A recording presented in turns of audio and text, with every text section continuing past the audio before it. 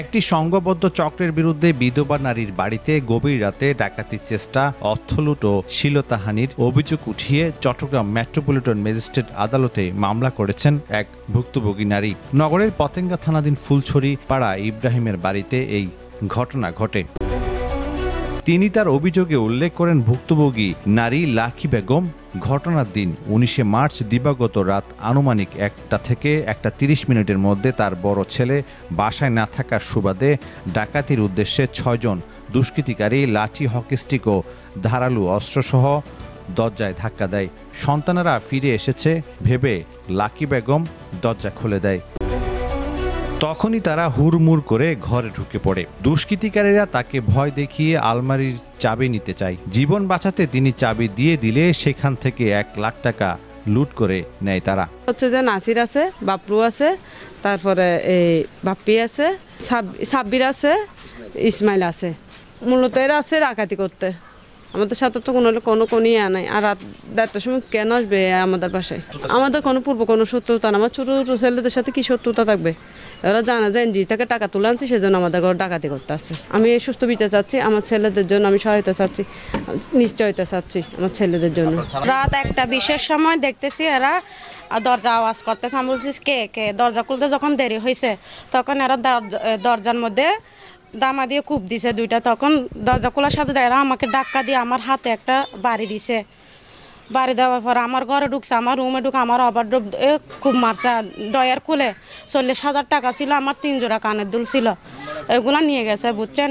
এদের মধ্যে হচ্ছে একজন নাসির, আরেকজন হচ্ছে বাবলু, আরেকজন হচ্ছে সাব্বির। 3 জনকে চিনি, আরগুলো বাইরে ছিল। এক একজনের হাতে দামা কিরেছে, এক একটা লাঠি ছোড়া সবাই নিয়ে হামলা করতে আসছে।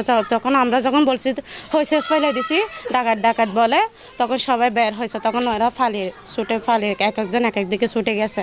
দরজা দুমদুম করে বাজে, আমি দুমদুম মেলে হাত কান বাজার নিলি সাইডে দুমদুম করে দুধ দিছি আর টাকা তুলে আনছিলাম। তো 1 লাখ টাকা দূর মেলে মার তার তপ্পায় হয়ে গেলে টিয়া আলমারি খুলে গেলে আর ডর 1 কেজি না যায় হয়ে ডাহাই দূরি আর যে বাইরের মানুষ শুদ্ধ পুলিশের ভাই যে মানুষ আর 7 জন আছে।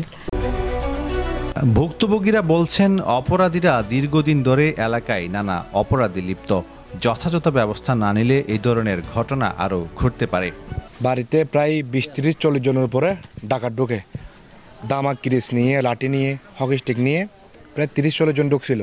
তো আমাদের বাড়ির মহিলারা যখন বাইরে প্রথমত ঘর ঢুকছিল, আমাদের 3 জন ঘর ঢুকছিল।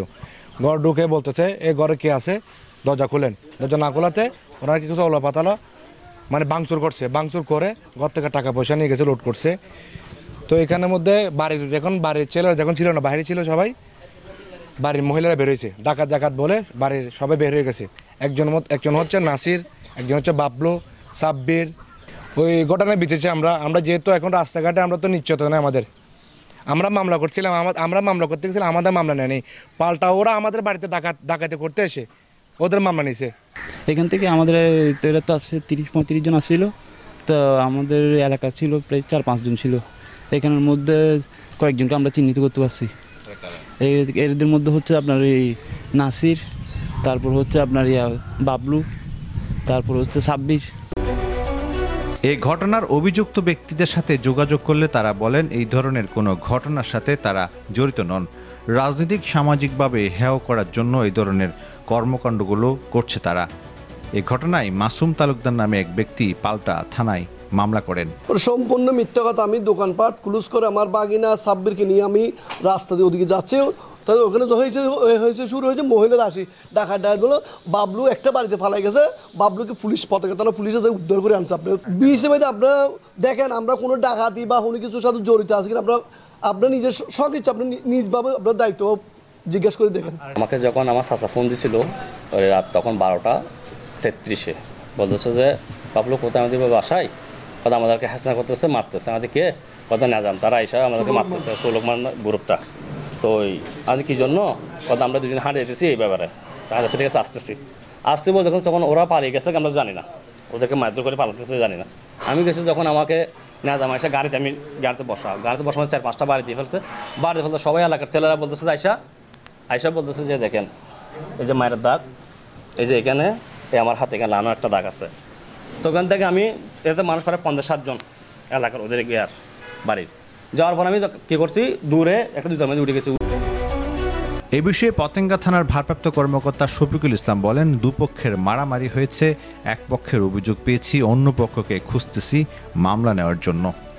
মারামারি হয়েছে, দোনো পক্ষ মারামারি হয়েছে, এক পক্ষের অভিযোগ পাওয়া গেছে, মামলা নেওয়া হয়েছে, আর ওই পক্ষটারে আমরা খুঁজতেছি, পাচ্ছি না। যদি সম্ভব হয় তাহলে একটু পাঠান, আমরা মামলা নিয়ে নেব।